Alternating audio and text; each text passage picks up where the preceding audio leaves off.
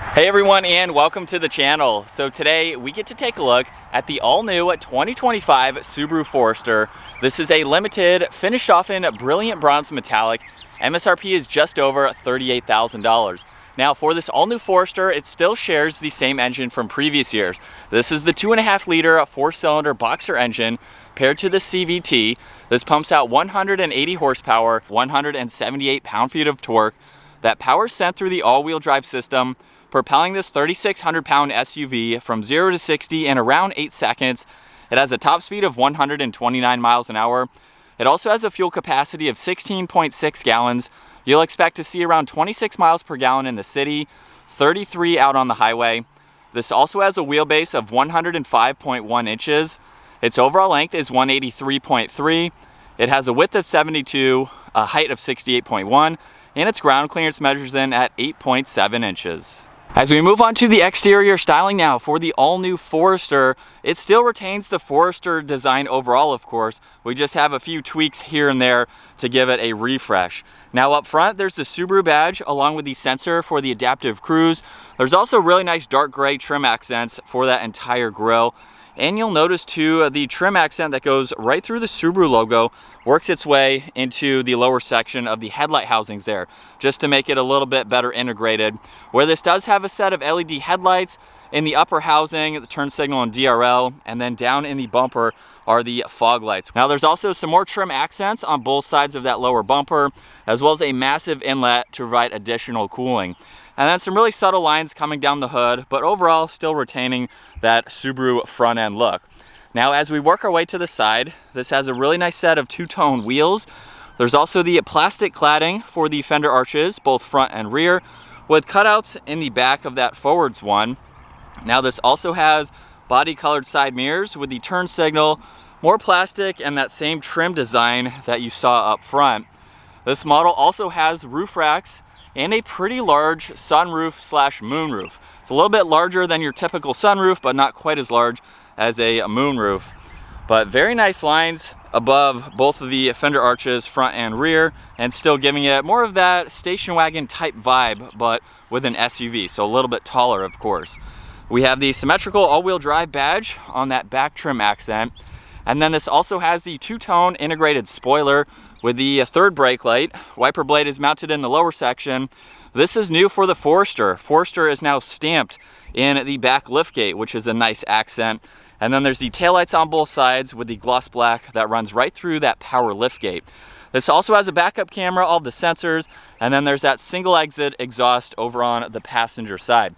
Now an option that is new for the Forester is the hands-free liftgate. So you can use the button on the key fob, the one up underneath, or just kick your foot up underneath and you can open up that liftgate from there. So very nice to be able to have that option if and when you need it.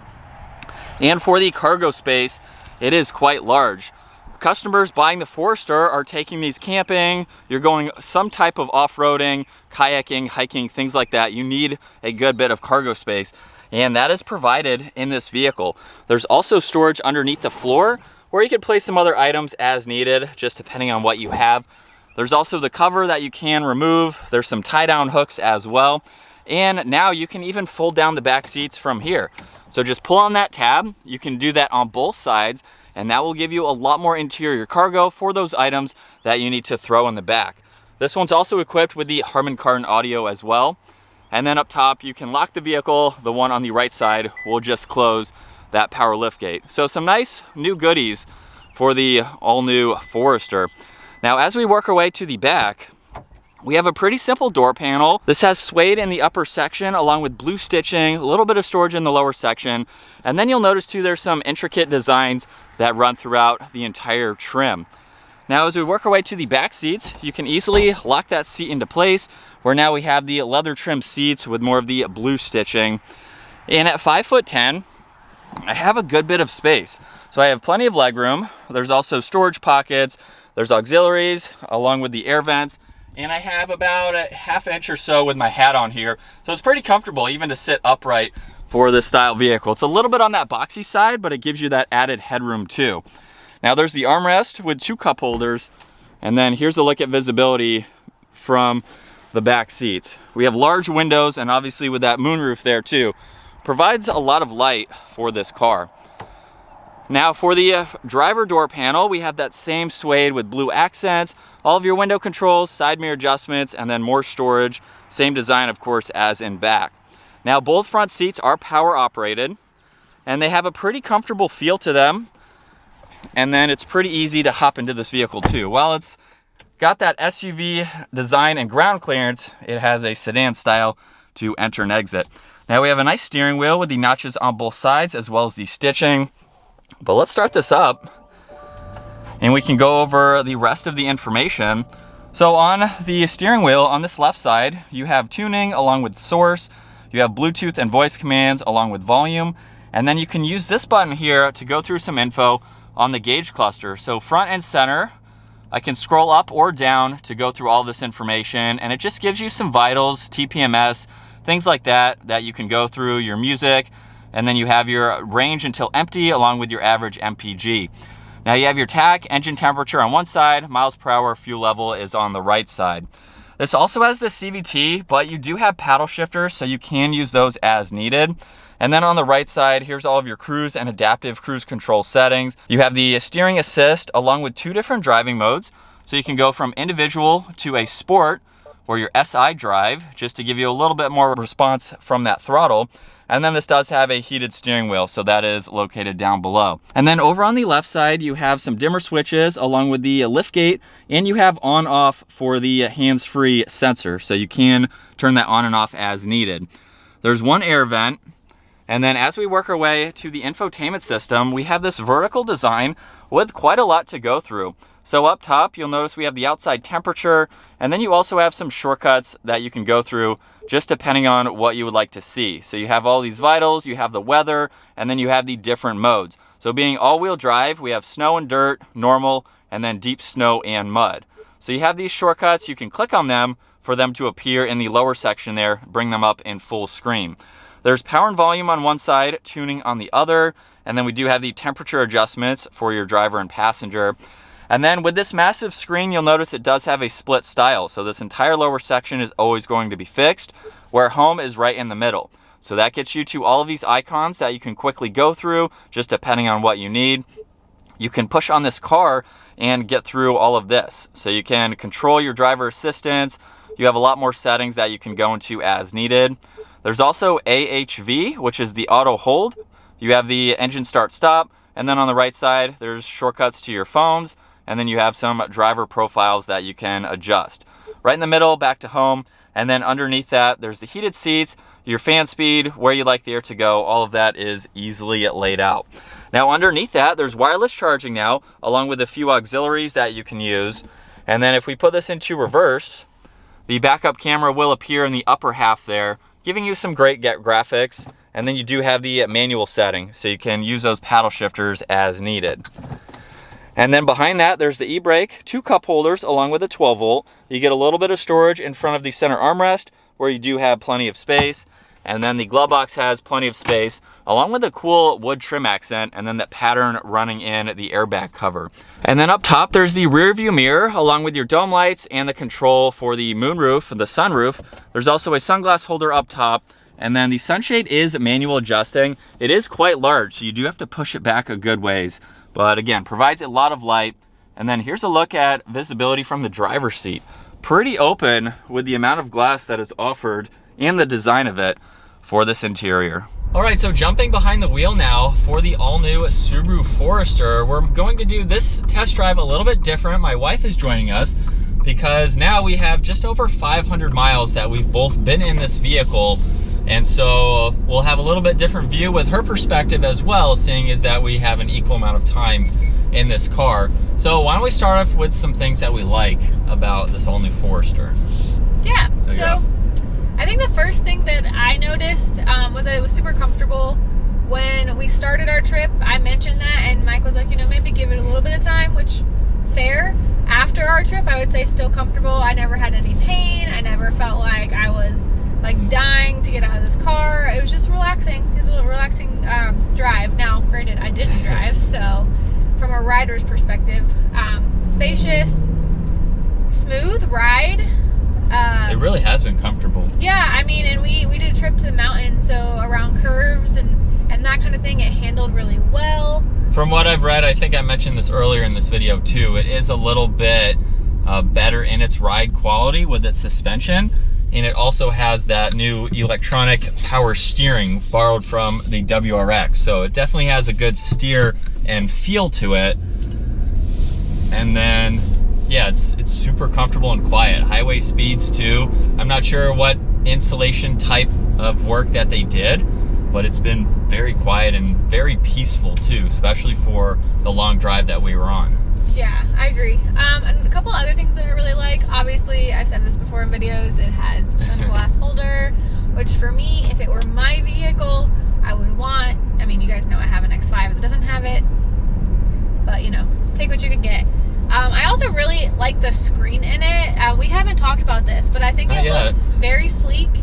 I haven't used it that much, but it seems very user-friendly, and it just like, it matches the car. It fits really well. Yeah, a lot of the new Subaru models are doing that, which is, there's some other brands that are doing that vertical screen. Mm-hmm. But yeah, I think it has a good info. The nav has worked super well for us, especially in remote areas where we didn't have service on our phones. Yeah. We're able to use the built-in nav there. But any dislikes that you haven't liked? You know, only 500 miles on the car, so it's not an ownership type of review, but any negatives that you can think of? I think I honestly don't really like the look of the car.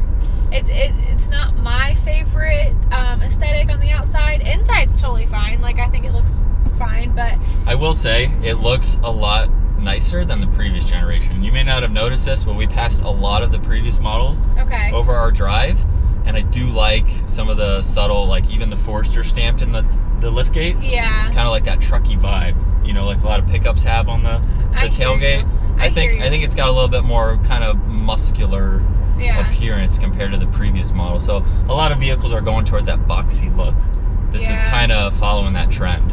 Yeah, I mean, in general, for the price and what you're getting, I think it's a really good option. Like I've stated already with Subarus, this is a vehicle that owners are going to take them off the pavement, and we did that a little bit, some gravel roads, things like that. Yeah. But it's a vehicle that it's got that car platform, but it's larger, so you can fit all your items in it. Yeah. So it gives it that good vibe. You've got plenty of ground clearance too. So it's really just an adventure type of vehicle. Yeah. A little bit basic on the interior, but we have a lot of creature comforts for this new model that make it good to drive every day. And from second gear, here we go.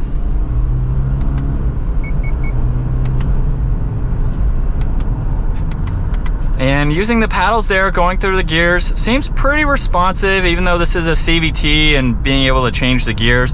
Not something that I have used in the last 492 miles. So I've put quite a lot of miles on this vehicle, and that's the first time using the paddles for a vehicle like this. You're not really going to use those. Maybe if you're off-road on some different type of terrain, you might need to go through those. But as far as this getting up to speed, I do wish it was a little bit more powerful.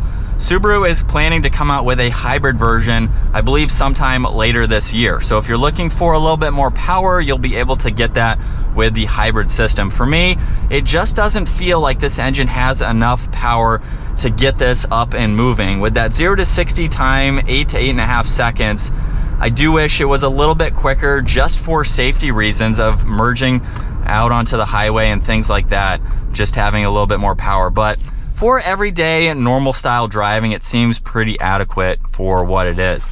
But behind the wheel of the Subaru Forester, this has been a really nice SUV to drive. With the miles I've put on it, it's been very comfortable. With the all-new Model 2, it's about 10% less stiff, and it also is a lot quieter too.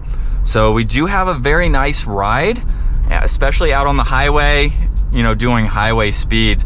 I haven't had any complaints. It's been a very solid vehicle to drive on the highway and around town and on some gravel roads, things like that.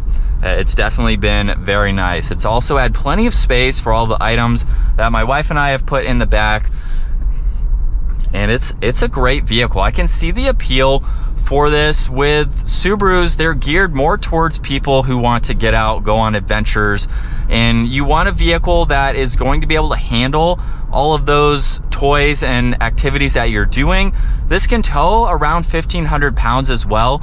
So if you have the hitch option and you have a small trailer for those kayaks or those bikes, things like that, you'll be able to hook them up and be able to go on those adventures. So with its size, it provides you with all of that, but you also get fuel economy and you get something that is just nice to drive.